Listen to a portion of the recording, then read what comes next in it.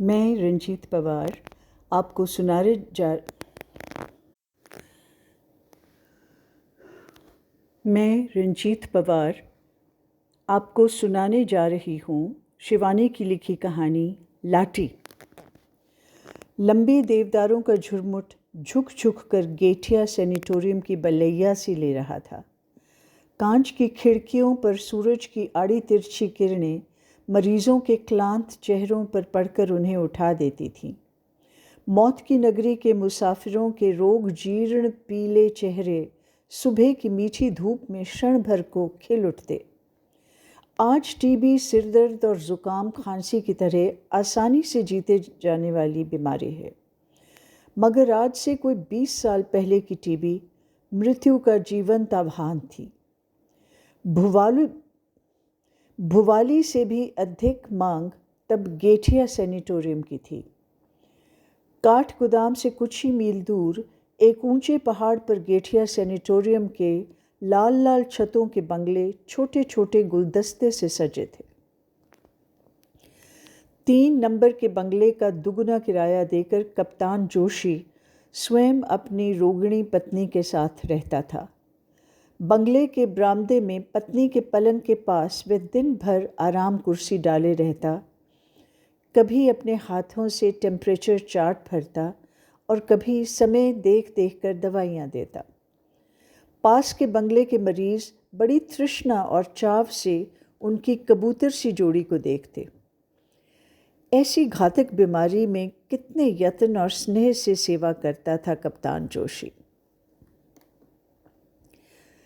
कभी उसके आनंदित चेहरे पर झुंझलाहट या खींच की अस्पष्ट रेखा भी नहीं उभरती।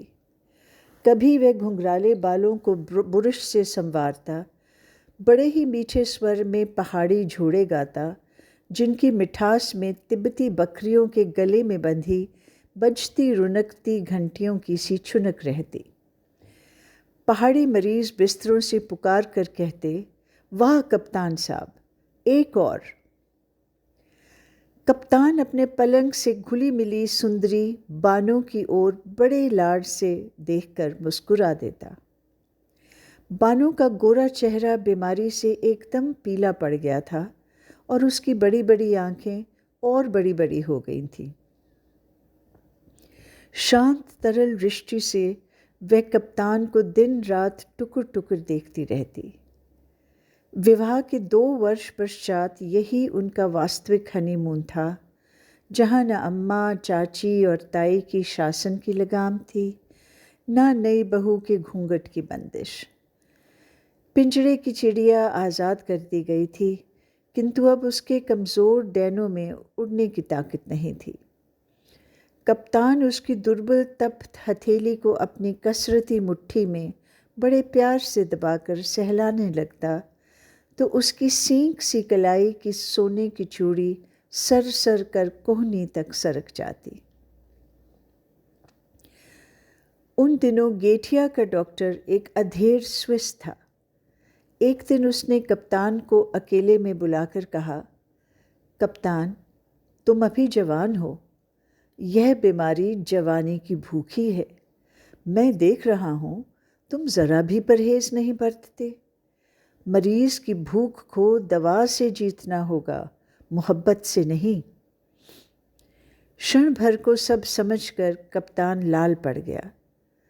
उसके बूढ़े पिता के भी कई पत्र आ चुके थे और माँ ने रो रो कर चिट्ठियाँ डाल दी थीं। मेरे 10-20 पूत नहीं हैं बेटा, यह बीमारी सत्यानाशी है।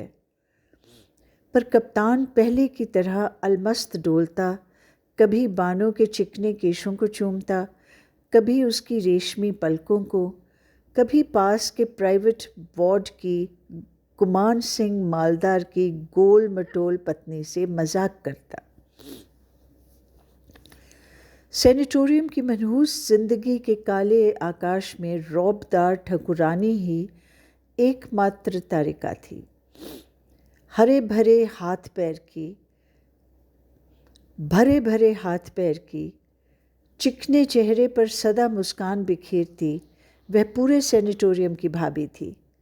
उसके स्वास्थ्य के दुर्गम दुर्ग में भी न जाने बीमारी का घुन किस आरक्षित छिद्र से प्रवेश पा गया था। टीबी लगने की पीड़ा से करहाती वह अपनी गालियों का अक्षय भंडार खोल देती। कभी लक्षपति ससुर को लक्ष्य बनाती, कभी लक्षपति ससुर को लक्ष्य बनाती। हैं हमारे बुढ़जऊ आधी कमाओं के छत्रपति, पर बहू शमशान को जा रही है तो उनकी बला से। दुम उठाकर जिसे देखा वही बदजात नर से मादा निकला। ए शाबाश, क्या पंच के स्टैंडर्ड का सेंस ऑफ ह्यूमर है भाभी, तबीयत बाग बाग कर दी, कप्तान कहता। एक मेरा खसम है साला, पी के धुत होगा किसी गोरी मेम को लेकर। 2 महीने से हरामी झांकने भी नहीं आया। धाड़ी जारे की ठठरी उठेगी तो मैं मजाल मैं भी सुहाग उतारूं। दाढ़ी जारे की ठठरी उठेगी तो मजाल मैं भी सुहाग उतारूं। वह फिर कहती, क्यों भाभी, क्यों कोस रही हो? कप्तान हंसकर कहता। प्रौढ़ा नेपाली भाभी की सदाबहार हंसी से खिलखिलाती आंखें छलक उठती। शाबाश है कप्तान बेटा, तुझे देखकर मेरी छातियों में दूध उतर आता है। कैसी सेवा कर रहा है तू। और एक हमारे हैं कुतिया के जने, मिले तो मूछे उखाड़कर हरामी के मुंह में ठूंस दो। कप्तान हंसते हंसते दोहरा हो जाता। मूछे उखाड़कर मुंह के ठूंसने की बात कुछ ऐसी जम जाती कि वह भागकर बानो को सुना आता। नेपाली भाभी के पति की असंख्य मोटरें अल्मोड़ा नैनीताल को घेरे रहती। चाय के बगीचों का अंत नहीं था, किंतु उनके वैभव ने पत्नी के पद प्रति प्रेम और मोह की बेड़ियां काट दी थीं। 1 वर्ष से वे एक बार भी उसे देखने नहीं आए। एक दिन कप्तान ने देखा नेपाली भाभी की खांसी बहुत ही बढ़ गई है। खांसी का दौरा सा पड़ा और कप्तान भागकर देखने गया तो देखा रक्त के कुंड के बीच नेपाली भाभी की विराट गेहूँहा देह निष्प्राण पड़ी थी। पति की मूंछों को उसके मुंह में ठूसने का स्वप्न अधूरा ही छोड़कर भाभी चली गई थी। कुछ दिन तक कप्तान उदास हो गया। बानो की बड़ी बड़ी आंखों में भी उदासी के डोरे पड़ गए। जब ऐसी हंसती खेलती लाल लाल भाभी को मौत खींच ले गई तो हड्डियों का ढांचा मात्र बानो तो हवा में उड़ती रुई का फाहा थी। भाभी की मौत आकर जैसे उन दोनों के कान में कह गई कि जिंदगी कुछ ही पलों की है। उन अमूल्य पलों के अमृत स्वरूपी रस की अंतिम बूंद भी उन दोनों को छोड़ना मंजूर न था। नित्य निकट आती मौत ने बानो को चिड़चिड़ा बना दिया, पर जैसे इकलौते जिद्दी दुर्बल बालक की हर जिद को स्नेहमयी माता हंस खेल कर झेल लेती है, वैसे ही कप्तान हठीली बानो की हर जिद पूरी करता। कभी वह खिली चांदनी में बाहर जाने को मचलती तो वह अपने खाकी ओवरकोट में उसे लपेटकर अपनी देह से सटाए लंबे चीर की छाया में बैठा रहता। बानो को विवाह के ठीक तीसरे ही दिन छोड़कर उसे बसरा जाना पड़ा था। उन 3 दिनों में खाकी वर्दी में कसे 6 फुटे शरीर और भूरी भूरी मूंछों को देखकर बानो उससे जितना ही कटी कटी छिपी रहती, वह उसे पाने को उतना ही उन्मत्त हो उठता। उसे देखते ही वह अपनी मेहंदी लगी नाजुक हथेलियों से लाज से गुलाबी चेहरा ढांक लेती। दूसरे दिन बड़ी कठिनता से कप्तान उसके मुंह से धीमी फुसफुसाहट में उसका नाम कहलवा पाया था। बहुत धीमे स्वर में ही प्रणय निवेदन की भूमिका बांधना पड़ी थी, क्योंकि पास के कमरे में ही ताऊजी लेटते थे। क्या नाम है तुम्हारा? उसकी तीखी ठुड्डी उठाकर कप्तान ने पूछा था। बानो। उसके पतले होंठ हिलकर रह गए।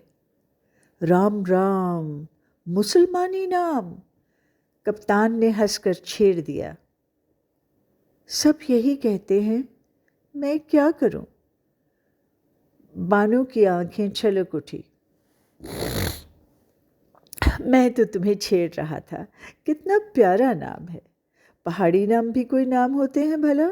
सरूली, परूली, रमा। वह बोला। कितने साल की हो तुम बानो? इस आषाढ़ में मुझे 16वां लगेगा। बानो ऐसे उत्साह से बोली जैसे उसने आधी जिंदगी पार कर ली हो। कप्तान का दिल भर आया। अपनी खिलौने सी बहू को उसने खींचकर हृदय से लगा लिया। पहले वह अपने ताऊ और पिता से सख्त नाराज़ हो गया था।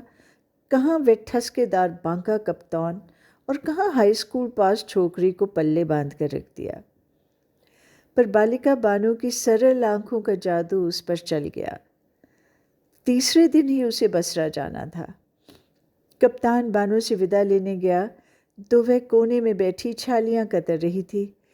उसकी पलकें भीगी थीं और पति की आहट पाकर उसने घुटनों में सिर डाल दिया। झट से झुककर कप्तान ने उसका माथा चूम लिया। उसका गला भर आया। 3 दिन की ताज़ा सुंदरी नववधू को इस तरह छोड़कर जाना कप्तान को दुश्मन की गोलाबारी से भयंकर लगा। इसके बाद 2 वर्ष तक कप्तान युद्ध में भटक गया। बर्मा और बसरा के जंगलों में भटक भटक कर उसके साथी वहशी बन गए थे। गंदे अश्लील मजाक करते। फौजी अफसरों में कप्तान ही सबसे छोटी उम्र का था। बर्मा के युद्ध से स्तब्ध सड़कों पर चपल बर्मी रमणियों के कुटिल कटाक्षों का अभाव नहीं था। फिर भी कप्तान अपनी जवानी को दांतों के बीच जीभ सी बचाता सेंध गया। 2 साल बाद घर पहुंचा तो दुनिया बदल चुकी थी। उन 2 वर्षों में बानो ने 7 नंदों के ताने सुने, भतीजों के कपड़े धोए, ससुर के होज बिने, पहाड़ की नुकीली छतों पर 5-5 सेर उड़द पीस कर बड़ियाँ तोड़ी। कभी सुनती उसके पति को जापानियों ने कैद कर लिया है। अब वह कभी नहीं लौटेगा। सास और चचिया सास के व्यंग बाण उसे छेद देते। वह घुलती गई और एक दिन क्षय का रोग कुंडली मारकर उसकी नन्ही सी छाती पर बैठ गया। उसे सैनिटोरियम भेज दिया गया था। दूसरे ही दिन कप्तान बानो को देखने चल दिया तो घर वालों के चेहरे लटक गए। गेठिया पहुंचा और एक प्राइवेट वार्ड के बरामदे में लेटी बानो को देखकर उसका कलेजा उछलकर मुंह को आ गया।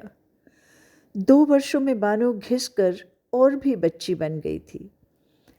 कप्तान को देखकर उसकी तरल आंखें खुली ही रह गई, फिर आंसू टपकने लगे। कहने और कैफियत देने की कोई गुंजाइश नहीं रही। बानो के बहते आंसुओं की धारा ने 2 साल के सारे उलाहने सुना दिए।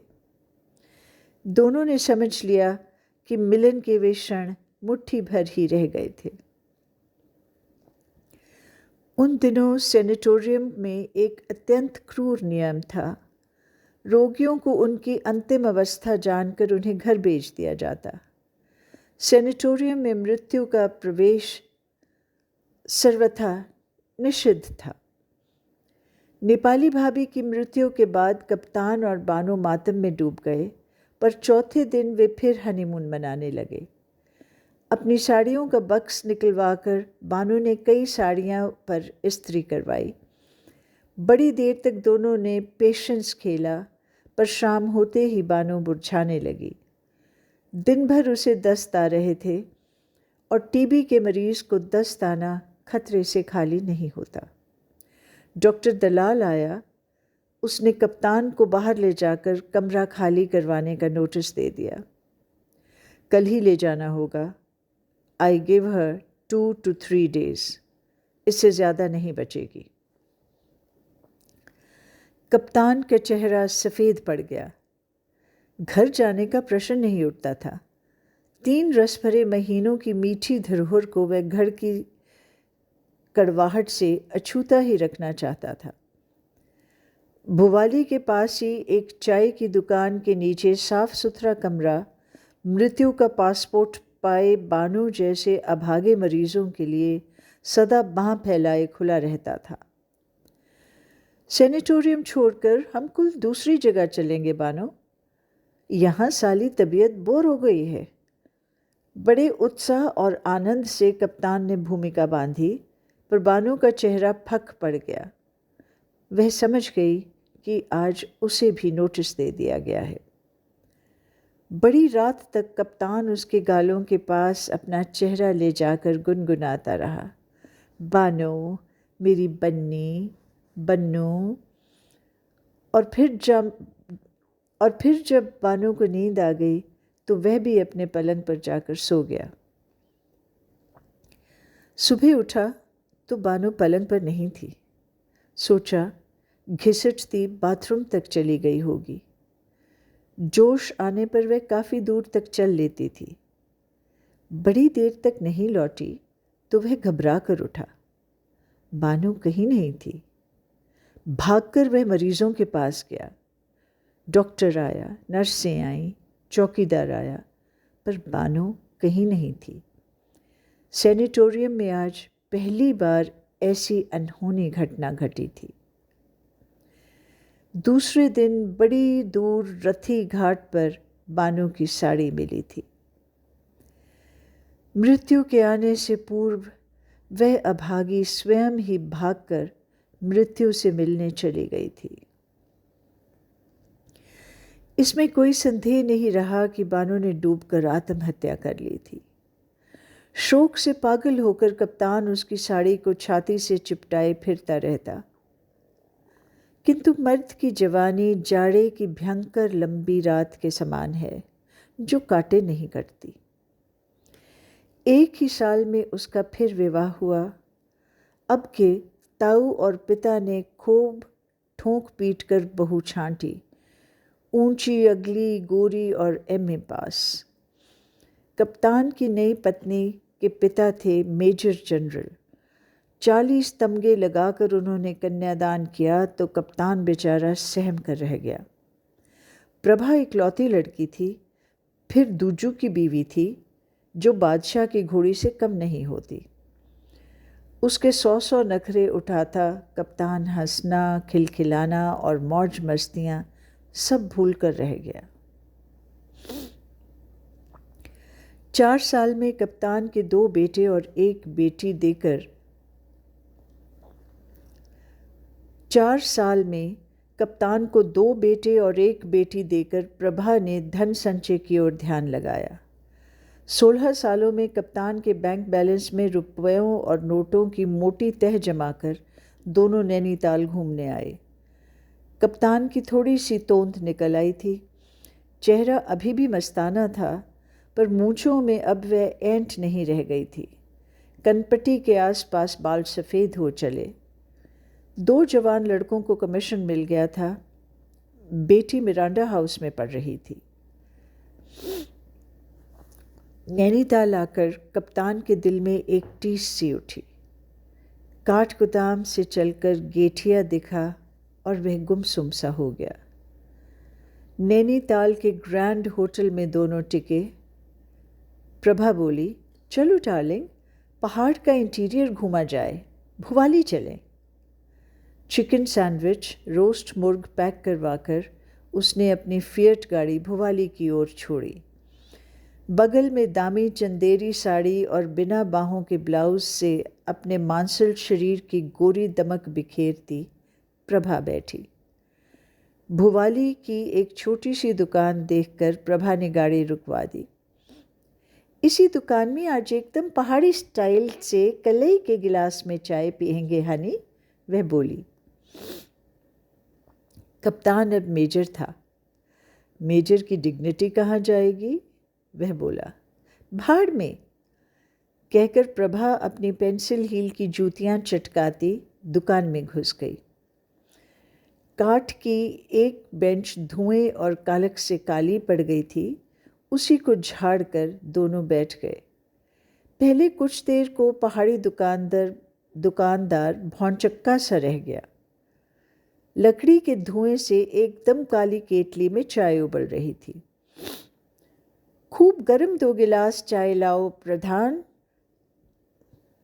खूब गरम 2 गिलास चाय लाओ प्रधान, मेजर ने पहाड़ी में कहा और दुकानदार का मुंह खुला ही रह गया। ऐसी अंग्रेजी में बोलने वाला अनोखा जोड़ा पहाड़ी कैसे हो गया, वह सोचने लगा। वह चाय बना ही रहा था कि अलख अलख करते वैष्णवियों के दल ने भीतर घुसकर दुकान घेर ली। ओहो गुरु, भला छा भला छा कहकर हेड वैष्णवी ने बड़े प्रभुत्वपूर्ण स्वर में 16 गिलास चाय का ऑर्डर दे दिया। हेड वैष्णवी बड़ी ही मुखर और मर्दानी थी, इसी से शायद मर्दाने स्वर में बोल भी रही थी। सोचा, बामणजू ही की दुकान की चाय छोरियों को पिलाऊंगी, आज एकादशी है। क्यों नहीं, दुकानदार बोला। अरे लाटी भी आई है। अरे कहाँ जाएगी अभागी, वैष्णवी ने कहा। प्रभा और मेजर की दृष्टि एक साथ ही लाठी पर पड़ी। कुत्सित बूढ़ी अधेड़ वैष्णवियों के बीच देवांगना सी सुंदर लाठी अपनी दाड़िम सी दंत पंक्ति दिखाकर हंस दी। मेजर का शरीर सुन्न पड़ गया, स्वस्थ होकर जैसे साक्षात बानो ही बैठी थी।